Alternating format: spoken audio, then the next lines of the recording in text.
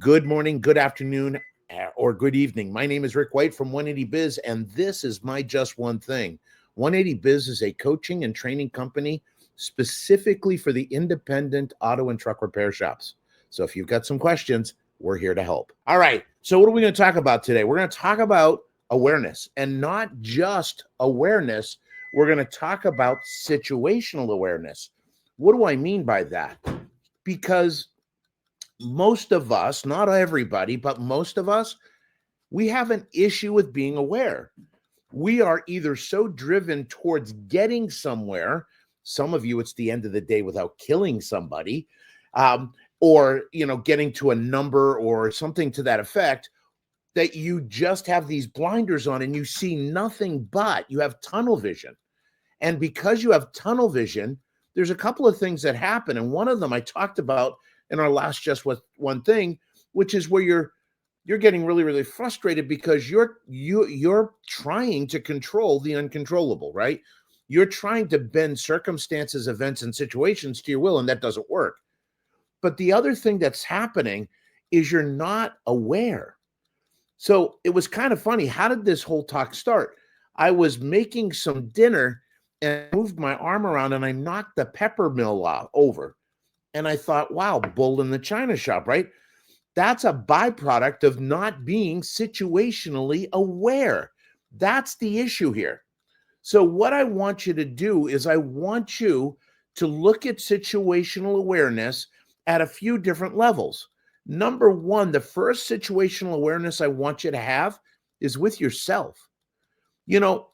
As a guy, and I don't know if it's true for everybody, I'm sure it's not, but for me and probably my era, maybe a little more, we were trained not to really have feelings or to acknowledge our feelings. We were trained to bury our feelings. And the problem with that is they still come out. The problem with it is that they usually come out, right? You bury and then you blow up, right? You bury it and blow up. So that doesn't work. So the first thing I want you to be situationally aware of is, where are you at? How are you feeling? What are you thinking about? Because this has an impact not only on you and how you show up, it has an impact on how you interact with your team, and it has an impact on how the day ends, how the day goes for you. So that's the first place that I want you to be situationally aware, because until you can manage yourself, you can't lead anybody else. Okay? So that's the first situational awareness I want you to have. The second is, I want you to be aware of your team. I want you to be aware of the energy in the shop, the flow of the shop. Because sometimes instead of just pushing and forcing and shoving, stepping back and becoming aware can be some of the best advice you will ever get. So I want you to step back and I want you to look at it. I want you to be aware. Just walk through the shop. And you don't even have to hear what people are saying, but you should listen. You're going to be able to feel the energy without a word being said. Like, come on. How many times have you ever gone home? Like, if you have a family, you go home at the end of the day, you open the door, you haven't heard a word, but there's some stuff going on in that house that you do not want to be a part of, right? That is the energy that you're feeling. You're standing there wondering, I wonder if anybody heard me. Can I just back up? Can I just shut the door? Nobody will know, right? That doesn't work. So I want you to be situationally aware of the energy in the shop. I want you to be situationally aware of each and every team member. Why? Because that surprise that you had, where you had somebody that you really valued in the shop and you were just, sideswiped when they came to you and they quit. Here's the thing. They didn't quit all at once. It wasn't like they were way up here doing amazing stuff and then went down to here. It was a gradual progression that you didn't pick up on. And I need you to be able to step back and be situationally aware.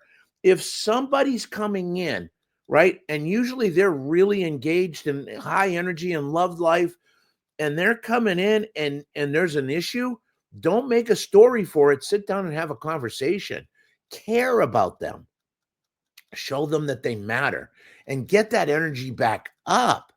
Don't let it drop, because people don't quit all at once. They quit in stages. They quit emotionally first, they quit mentally second, and then they quit physically third. Okay. So make sure you're situationally aware there. There's another area that I want you to be situationally aware is with your clients. Okay. I want you to be aware of what their energy is. What I want you to be now is with your clients, I want you to be able to step back and not just, in a rush, get into something else. I want you to listen. I want you to connect. I want you to hear the words that aren't being said. I promise they are, right? If somebody goes, yeah, no, I understand what you're saying. Exactly. I know what you're saying. Don't just listen to the words, okay? Don't listen to the words. What I want you to do is I want you to be able to go and see that and connect there. Talk to them about it, okay? So that's the third area. Fourth area I want you to be situationally aware is with where you're going. I want you to be situationally aware of your destination and your finances. Be aware of what's happening. Okay. I think it's super, super important that you're aware of these things. Now, when you are situationally aware, doesn't mean step back and be there all the time. You can't do that. Nor should you be with blinders on all the time. You need both modes. You need to be able to zoom out and you need to be able to zoom in.